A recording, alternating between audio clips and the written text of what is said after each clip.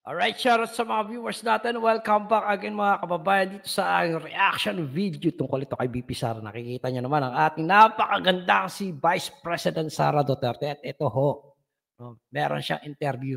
Shoutout nga pala sa Desire 1026. Pahira muna ng inyong video. Magbibigay lang ako ng reaction, komento sa video ito. So, pakinggan natin ito si Vice President Sara mga kababayan. Kasi may mga katanungan sa kanya dito tungkol sa magaganap na malawakang rally na naman daw. Well, actually may rally din yata ang mga Duterte supporters. Sana mas marami ang dumalo sa rally ng Duterte supporters sa November 30, no? Kasi yung mga dilawan, magra-rally ho yan sila. Karamihan ano diyan, bayad. Gagastos na naman sila ng limpak-limpak na salapi para bayaran yung mga dadalo diyan. At napatunayan ho natin yan mga kababayan. Actually, may mga umamin nga diyan na sila ay binayaran talaga nung mga nagdaang rally nila, 'di ba? Ngayon, isang pakiusap muna. Bago tayo magpatuloy sa aking reaction video, ako ho'y nakikiusap sa inyo mga kababayan dito sa balita ni Kuya Rans TV. Kung kayo ho ay bago pa lamang dito sa channel ko at kung kayo ho talaga ay isang tunay na Duterte supporter, no, o supporters, baka naman pwedeng makahingi ng isang like at subscribe at pakipindot na rin ang notification bell para lagi kang updated sa mga video na ina-upload ko. Okay, so eto, panoorin natin itong interview ni VP Sara dito sa SMNI. Siyempre, suportahan din ho natin itong Desire 1026 na kung saan ay talagang tunay na nagbabalita. Walang halong kapekean, hindi fake news. At pakinggan natin si VP Sara. My take on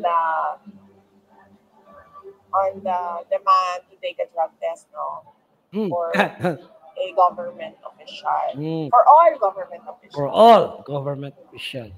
Especially the president. Yes! Nakatali yun sa kanyang oath. When he took the oath as president, he said there that I consecrate myself to the service of the nation. So, ibig sabihin nun, ibinibigay niya yung buhay niya. Yes. Sa bayan. So, kapag ikaw naging presidente, dapat ang buhay mo ay nakaalay sa bansa. Ngayon kung ano man ang hinihingi ng taong bayan, dapat ibigay mo. Kagaya lamang ng pagpapadrug test, dapat ibigay mo yan. Wala ka naman dapat na ipag-alala, bakit hindi mo gawin, di ba? Ang tagal-tagal na, ilang taon na ang lumipas nang hinamon siya magpa-hair follicle test pero dead ma lang siya. Bakit? Meron bang dapat katakutan ng presidente natin? Meron ba siyang dapat itago? Kung wala naman bakit hindi niya gawin? Di ba? Kaso, binuking nga siya ni Senator Amy. Kung hindi naman totoo, yung sinasabi ni Senator Amy, kung fake news si Senator Amy, mas lalo siya dapat na magpursige na patunayan talaga na hindi siya ganun. Di ba? Wala siyang dapat ikabahala. Hindi siya dapat mag-alala, gaya nga na sinasabi ni VP Sara. Ibig sabihin nun, ang nagmamayari ng buhay niya ngayon ay ang taong bayan. Yes. So kapag sinabi ng taong bayan na gusto namin mag-drug test ka, tagal na nga ho hindi ka pwedeng humindi. Correct. As president, as vice president, hindi ka pwedeng humindi. Hindi. Kasi that is a question on your competency to lead. And to erase all doubts on your competency and your decision-making skills is just to do the drug test. Kasi wala namang rason kung bakit ka hindi. Sabihin mo, pride, ayaw ko mag-give in sa inyong mga paninira sa akin. That's a very flimsy excuse for saying na hindi ako mag-drug test. Para matapos na, gawin mo yung drug test. At hindi yung klase ng drug test na ikaw yung magsasabi kung paano. No. Dapat talaga pag nagpa-drug test, mga kababayan, live, di ba? Ipakita talaga sa taong bayan. Hindi yung pasikretong drug test. Paglabas mo, eto na yung resulta ng drug test ko. negative.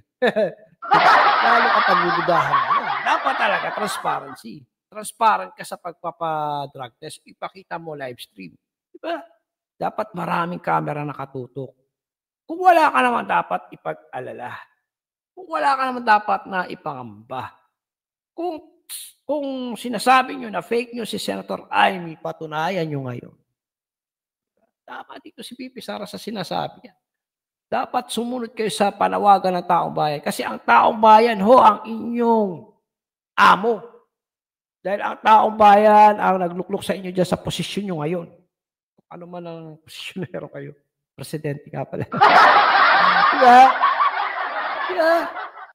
Sabi nga ni dating Pangulong Duterte, ang boss ko ay ang taong bayan kasi sila ang masusunod. Sila ang susundin ko, hindi yung mga sip-sip dyan sa likuran niya nung araw. Ito ating presidente, parang baliwala tayo sa kanya. Pagkatapos siya tayo mapakinabangan, pagkatapos siya makuha ang gusto niya, dead man na tayo. Huyo na tayo sa kanya. Okay, yan, Sara. Huyo na siya. Si Manong Chavit, di ba? Nagka-amnesia ng araw di ba? Nagka-tag ito. Alzheimer disease daw si PBBM. After na magamit, after na mapakinabangan, huyo na siya. This is a drug test na invested ang public. So it has to be the public who decides on how to do that drug test. As an example, noong sinasabi ng mga members of the House of Representatives na buwang ako, ayan. ako, nung sinabi nila na kailangan ko mag-neuropsychiatric exam, ano ba sinabi ko? Sabi ko, oo, gagawin ko yan. Tapos nung sinabi ko, oo, gagawin ko yan, wala na silang sagot, diba? Tumahimik na sila. So I was waiting. Sila kasi ang mga buang. BP sila kasi ang mga buang kung ano-ano mga pagsasabi nila. Nung sumagot ka sa hamon nila, o sa banat nila, nabuang sila. Kamusta na kaya yung mga yun? No? Bukod tahimik sila ngayon. No comment sila ngayon Wala silang press con, di ba? Yung dati, ang aga pa lang. Pagbukod pa lang ng may banat. Pag bumanat ng si BP Sara, talagang umaano na yung mga yan. Nagpe-press con na yan. Wala akong masyadong nanay. Ako kung meron sila lagi press con. Pero ako wala ako. Hindi ako na-update ngayon Ano na kaya nangyari sa kanila? Lalo na may mga kasama sila dyan na pinangalanan din ni Saldico. Kaya gano'n na lang pala ang sip-sip nila kay Tambay. Kasi nakikinabang din sila. Diba? Waiting for them to set up the House of Representatives for me to take that neuropsychiatric exam para masagot na. Hindi pwede humindi ang President and Vice President sa drug test. And huwag siya mag-alala. Huwag siya matakot. Sasamahan siya. I'm sure sasamahan siya ni Senator Amy. Magpapadrug test din yun. Ako, kahit na konti na lang yung naiwan sa buhok ko, sige, magpapadrug test din ako. Huwag siyang matakot. Kasi para sa bayan naman yun Hindi na... Ayan. BBM, huwag ka matakot. Sasama ka pa ni BP Sara. Napaka-spoiled mo naman. Pati si Senator Amy sasama. Baka marami sumama siya pag nagpa-drug test ka. Malay mo, di ba? Yung mga... Ayan, baka kami. Wala lang akong pampa-drug test Maganda yung offer ni BP Sara. Huwag siyang matakot. Sasamahan siya ni BP Sara. Sasamahan siya ni Senator Amy. Kaya wala siyang dapat na ipangamba, wala siyang dapat na ikatakot. Go na! Fire! Yun para sa yung sarili namin.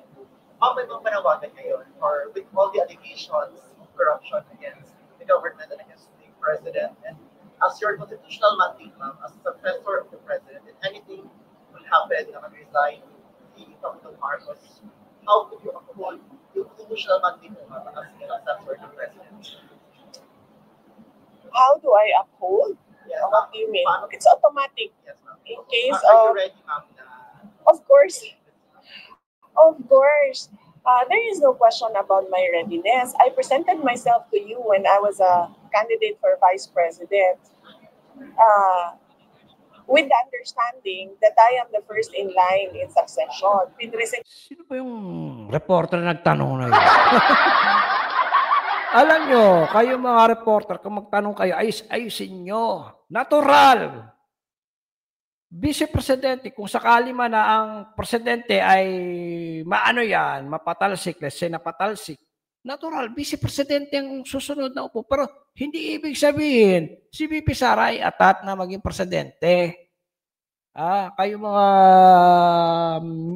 media men kayo o reporter kayo, mais-is kayo ng tanong.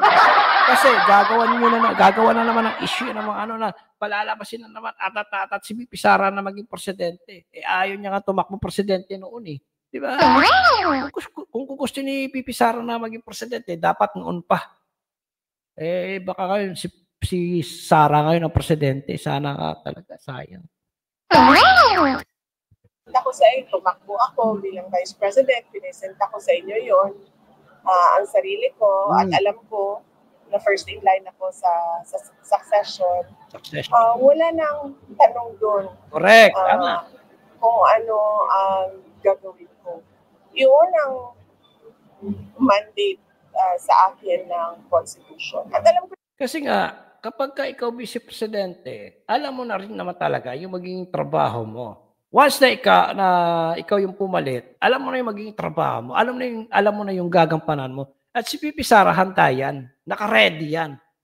Pero hindi porket ganyan na naka-ready, atat na siya maging presidente. Ulitin ko, kung gusto niya, dapat noon pa. Dapat tumakbo na siya presidente. Kaso ayaw nga niya eh. Pati nga pagiging vice presidente, tinanggihan niya, di ba? Pinilit lang siya. Yung mga ganyang klaseng tanong nakakakupal eh. Kupal. Pero hindi ito itatanong ng ng reporter ng SMNI. Hindi naman sila magtatanong ganyan. Sino ba yung nagtanong na yun? Mahilig kasi sila magtanong na pwedeng maging issue, pwedeng pag-usapan, pwedeng, alam niyo yun, pwedeng pasamain si VP Sara. Yung mga reporter na yan. Pero ang SMNI reporter, hindi ho yan magtatanong ng ganyan klase. Kasi alam nila, matatalino kasi yung mga reporter ng SMNI. Hindi sila mga issue-zero. nung ako ay tumakbo, at binoto ninyo ako as Vice President, knowing that I am the first in line.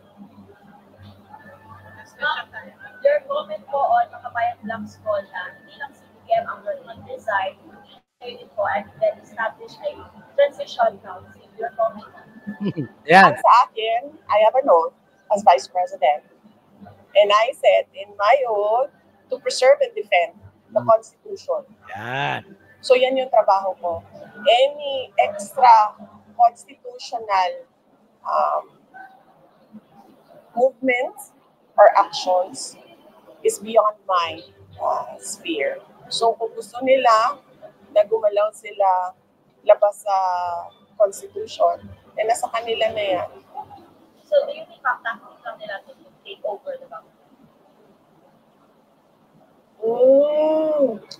Ng Makabayan. Patagal naman na yan sila gusto mag-take over sa government eh. So, I don't think it's a tactic. It's matagal na yan. Gusto ng Makabayan mag-take over ng government. Matagal na yan. Matagal na rin nilang alam na hindi nila kakayanin. At saka hindi nila magagawa yan. Ang ginagawa nila, naghahanap sila ng mga pangulo, mga presidente, kung saan nakikipag-negotiate sila na tumutuloy yung kausa nila o kung ano man yung pinaglalaban nila dyan, na merong understanding na pinapayagan kami ng presidente. So sa tingin ko, Hindi ko masabi kung bakit nila pinapatanggal si Marcos, pero sa tingin ko, alam nila na walang negosasyon sa akin tsaka sa Makabayan. Yung pagpapatanggal kay BBM, para sinasabi lang yan nila, kunyari lang yan. Oo, kasi may pakinabang sila kay BBM eh. Kay BP Sara wala talaga. Yung ano lang yan, pautot lang kasi alam nila talaga na hindi naman talaga, wala naman talagang rason para itong si BP Sara, kumbaga damay lang. Kumbaga kunyari lang na sige, isama na natin to si BBM, pero ang target talaga natin si BP Sara. Pero mahirapan sila mga kababayan. Ilalabas sila. Tama siya sabi ni BP Sara na yung mga yan, naghahanap sila na madidikit na presidente na sa tingin nila na pwede sila makipag-negotiate, na pwedeng papabor sa kanilang gusto. Yan nga na nga, nangyari nga kay Marcos, di ba? Kay Marcos, nakuha nila yung gusto nila. Nung panahon ni Pangulong Duterte, hindi nila nakuha. At sila makuha muli ang pagiging leader ng bansa, pero imposible na eh. Mahirapan na sila. Hindi na nila yan di ba nga, alam niyo naman yung liberal ilang taon na rin na mayagpag yan sa bansa natin pero walang nangyayari. Di ba? Gusto lang nila kapangyarihan. Kaya hindi na papayag ang taong bayan na maulit muli yung nakalipas na 30 taon na sila yung namayagpag. At ang kinatatakot nila, kaya gusto talaga nilang mapatalsik si BP Sara, dahil sigurado pag si Sara ang naupo, mas matindi pa ito sa ama. Mas matindi pa ito kay Pangulong Duterte. Sigurado may kalalagyan sila at siguradong ipapasunod hanggang sa magkalagas-lagas sila. Alam nyo, mga kababayan, mga sumasama dyan, sana mag-isip-isip din kayo. Isipin nyo yung bansa natin. Isipin nyo kinabukasan ng inyong mga pamilya, ng inyong mga anak. Isipin nyo na yung mga yan, yung mga nagre-recruit sa inyo, ang hadlang naman yan, mga yan, kapangyarihan. Sila lang din ang makikinabang, hindi kayo. Reaction mo sa report sa military back to political reset and the potential appointment of Ramon as caretaker president? Sinabi ko na yan kanina, I took an oath and I said there to preserve and defend the Constitution. So hanggang dyan lang ako sa kung ano ang meron sa Constitution natin. Labas dyan, hindi na, sa kanila na yun. Hindi na ako kasali dyan. Yung panghuling message mo kanina? Sa ICT event, I said that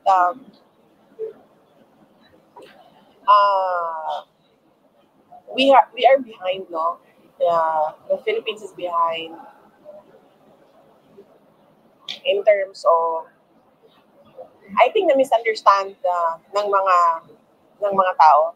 Walang problema sa private sector.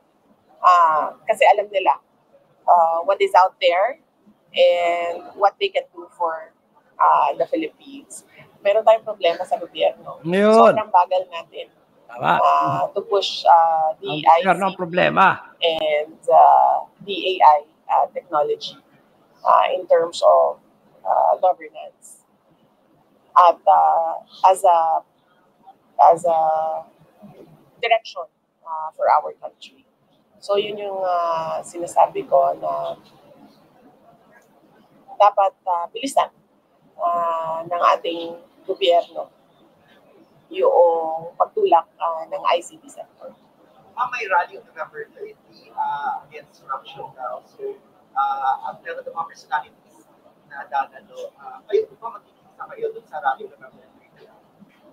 Nakikiisa ako sa lahat ng mga kababayan natin sa kanilang karapatan sa malayang pamamahayag at pananalita. Bibi, sinabi ng Palasyo na paulit-ulit daw na negative na daw si BBM last 2021 sa drug test. Bakit mo pala i-insist na magpa-drug test? Any reaction? Kasi ang question is today. Ang question sa kanyang capacity and decision-making ay ngayong araw na ito. Hindi siya tanong noong na dated 2021. The question on the capacity and the decision-making capacity of the president is dated November, ano date niyo? Year lang. 25. It's dated November 25, 2025. Therefore, the drug test must be taken November 25, 2025. Kasi ngayon yung tanong, hindi naman ang tanong nung 2021 eh. Hindi ma-dated 2021 yung tanong. Ang sinasabi ni Senator Amy, kailan ba yun? Siya nagsalita. Last Sunday? Oh, last Sunday yun. That is the date. Alam, mahilig lang kasi yung palasyo ba na i-gaslight yung mga tao at ilihis yung Sinabi mo pa, VP. usapan. Hindi may payo ko ngayon sa gobyerno kasi nagkakatulog na laganap ng corruption. Baka may payo ka, vice advice. Ayoko nang magpayo sa kanila kasi nakikita naman natin na wala silang sinseridad para sa taong bayan. Ayoko na magbigay ng payo sa kanila kasi kitang-kita na wala silang sinseridad sa kalagayan ng taong bayan at kung saan papunta ang ating bayan.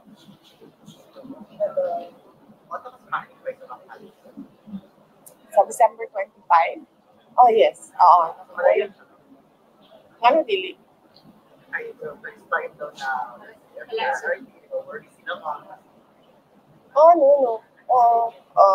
ang pahalipay sa Taal, there were years na wala si former President Duterte nag-attend sa pahalipay sa Taal pero naagihapon.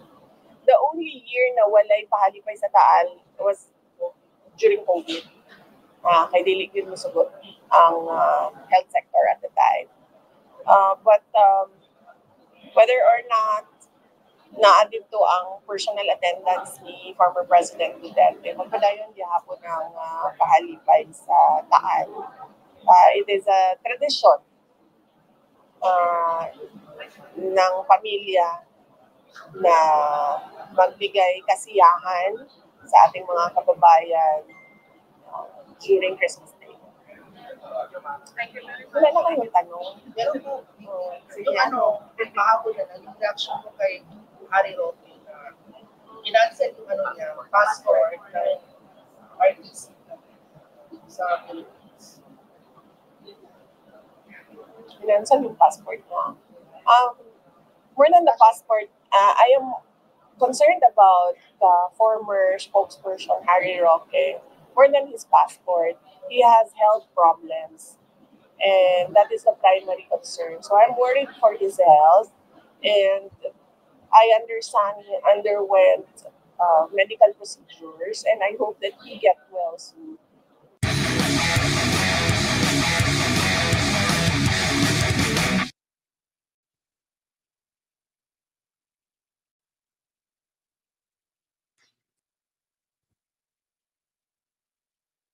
Okay, so ayan, narinig natin si VP Sara sa kanyang pahayag. No? Sasamahan pa si BBM pagka sumagot o tumugon sa pagpapa-hair follicle test. Maganda yan. Kaso, tingin nyo magpapa-hair follicle test kaya. Anyway, mga kababayan, yan lang. Hanggang dyan lang muna ang ating reaction video. Salamat sa mga makakapanood. No? Isa po, like and share po tayo sa video ito. Sa mga bago pa lang, subscribe na rin kayo. Salamat. Ingat po tayo. God bless. Bye-bye.